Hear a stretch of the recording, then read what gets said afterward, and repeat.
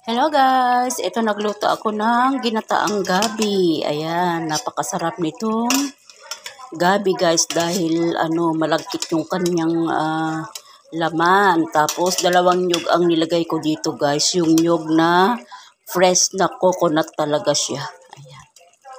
Hindi yung kokomana, yung nyug na galing sa puno. Kaya ito at napakasarap ng ginataang kong gabi. Hinaluan ko siya ng napritong ulo ng tilapia sa buntot. Ayan guys, ang libreng ulam na naman na gabi, ginataang gabi na galing sa bukid.